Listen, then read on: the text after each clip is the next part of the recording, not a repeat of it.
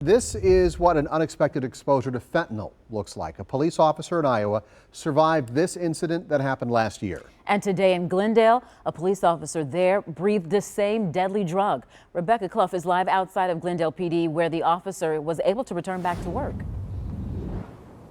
Yeah, Steve and Shannon, just a tiny amount of fentanyl, the equivalent of a few grains of sand, can kill you. A Glendale officer this morning breathed some in, but luckily was standing in front of paramedics. An emergency call outside a Glendale urgent care this morning turned into a dangerous situation for a police officer.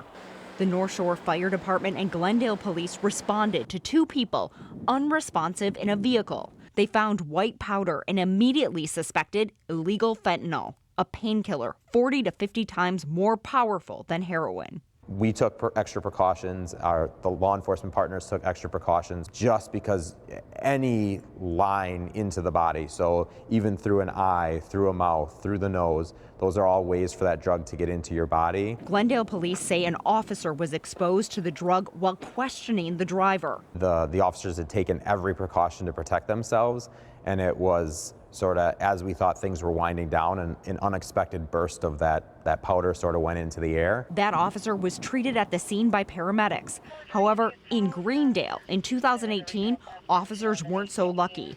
This body cam shows an officer questioning a suspect after they had ingested a burst of white powder. I'm being dead serious. I've been exposed to heroin and fentanyl once. I don't want to get exposed again. Two officers had to be rushed to the hospital.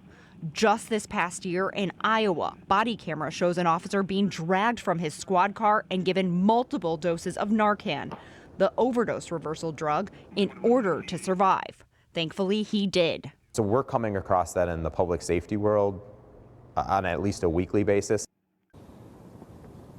Now, despite the exposure this morning, the Glendale officer was able to return back to work today. Reporting live in Glendale, Rebecca Clough, today's TMJ4.